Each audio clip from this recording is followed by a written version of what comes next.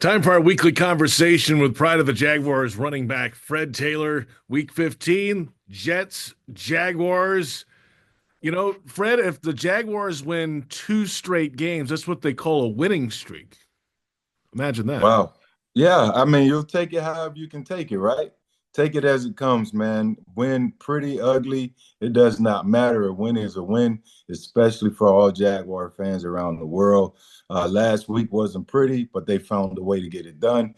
This week, not the ideal matchup we all anticipated in the preseason. The Jets were considered a playoff team. The Jaguars was considered a team that had potential to bounce back from a year ago. We all thought that was the case for both teams, and neither team has shown up.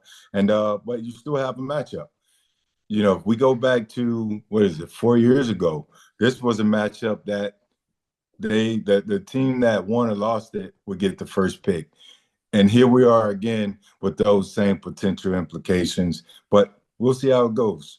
We will see. Last week, the Jaguars defense played well. They gave up some yards, but then had three fourth down stops. That's a good step in the right direction. Mhm. Some young guys played well. That's promising, like Jarian Jones, who had the sack. So that's a good thing on defense. But this week, they're going up against Aaron Rodgers, one of the all-time greats, eighth on the all-time passing list. They've got Devontae Adams. They got Garrett Wilson. They've got parts. They may not be playing well in New York on offense overall, but this is still a group that has the pieces to hurt you. Yeah. The more I see A-Rod, the more I'm like, come on, pro. Come on, go ahead and retire. Just shut it down. I mean, I love him as a player. I haven't had a chance to really, have an extensive conversation with him, but on the field, I thought that he was always one of the best that ever played the position. Again, these last 2 years, well, in all fairness, this year, it doesn't look great. It doesn't look like the A-Rod that I'm used to seeing. But he does have some pieces around him, and young Wilson right there. He has Devontae Adams, some guys who can get it done. He has a couple running backs in the backfield as well. You got Hall and Allen, who also can get it done. Big backs, strong running backs, strong downhill type running back. So again, offensively, they have weapons. They can get it done. The protection has always been an issue. Can they protect long enough to, allow A-Rod to feel comfortable? I ain't no many 40-year-olds want to get hit, JP. So trust me, you can hit him once and he'll start looking around. And I think that's going to be the key. Pressure. Josh Allen, Hines Allen has been probably one of the most consistent players on the team this year. And it's going to take him, Trayvon, the D-line, getting after him, and playing good defense, solid defense throughout the game. The Jets defense, on the other hand, JP, still a pretty solid group. Yeah. They Sauce Gardner, they have some guys that can get it done. So offensively, we have to protect. We have to protect Matt. Matt has to protect the ball and not have those multiple turnovers as he did a week ago. So he has to find a way to protect the ball. And how do you do that? You run it. Tank had 18 carries. I like to see, Travis Etienne to get a few more opportunities to sort of help bolster his confidence. But running the ball will help you win this game.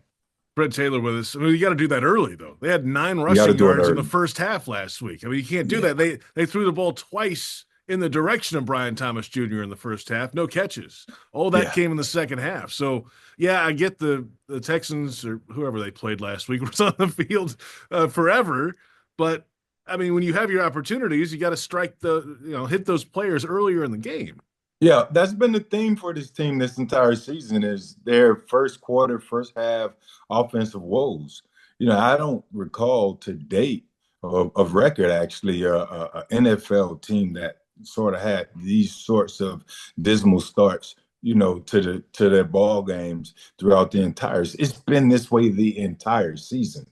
Like if you're not going to get out there, you're not going to start fast, you're not going to create this momentum, you're not going to win ball games. It's a lot of knots, and that's what happens in the NFL. So if they can get out there, try to find some sort of big play early in the game. We've been saying this for the longest, JP. Just throw a deep 50-50 ball to Brian Thomas. We're seeing that he's capable. These other teams are doing it. You look around the league. You're like Cincinnati is doing it. The Cowboys find a way to do it. Like these teams haven't played great, but these teams are finding a way to get their playmakers the ball. And sometimes it's simply just manufacturing a force of issue play, a 50-50 gamble play. Hell, if it doesn't work, put your defense out there and hopefully they hold up. But sometimes the methodical coaching or approach can be overthinking. But I digress. I'm not in the building coaching. I don't know what's going on behind the scenes. I just want these guys to go out there and be successful. Of course, the Jaguars played the Titans last week. At the 3-10, they kind of all run together at this point. Fred Taylor with us, proud of the Jaguars running back. There's outside the building, a lot of fans are like, "Oh, you messed up the draft status for next year with the win last week," right? So that's a lot of fan perspective. Not going to speak for everybody. Right. Inside the building, if you're a coach or a player, you're not caring about that because this goes on your permanent record. The last four Right. games moving ahead, and a player, I'm guessing, right, Fred, from your perspective, doesn't care what the draft stock is next year because that player might take their job. Yeah, nobody cares about the draft position. Nobody's thinking about players coming out of college. I would like this guy or this guy. I've never thought that way. I've never heard the locker room whispers, anything to that extent in my entire 13 years. It's about the guys that are in the locker room, who can help us now. It's always about now. We have never had conversations about, the future, and again, I don't know how much the game has evolved of guys in the locker room anticipating these picks or these positions or wanting a guy from college to be on his team. I don't know. I still believe that the best players in the world are the best players in the locker rooms on the NFL level. Now, there are some amazing college talent out there, but they have yet to prove what they can do on that level. It's still all potential based, hoping that these guys can reach the next level and be, all stars or all pro, eventually Pro Bowlers, and etc. So, no one cares. You want to win the ball game. I mean, you have incentives. Yeah, there's so many reasons to want to win right now. So yeah, I don't look forward, but I understand the fans. But what they don't look at all the time is draft position, you want to get your player. If there's not a going number one, who are you going to pick? Fans, who are you going to pick if you had the number one pick? We've had the number one pick 2 times in the past 4 years. Who are we going to pick? So, even if it's 3 or 4, I teased Travis Hunter on a podcast we dropped Tuesday on the pivot. I said, Duval. I said, you need to learn how to say that now. And he was like, I would love to go to Jacksonville. But again, I said it jokingly, but there's so much that goes into it, right? Do we need a DB?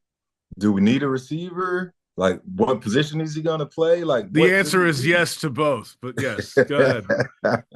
Well, if that's the case, JP, maybe they can take one player and get a 2-for-1 because he's shown that he can play both. But again, I like to digress these days. Hey, well, we got all off season to talk about that. I mean, we Exactly. can kind of dig into that. And that's another part. So let's just focus on now. Let's focus on this Jets team and a team that hopefully, that they need to beat, and hopefully that'll be the outcome.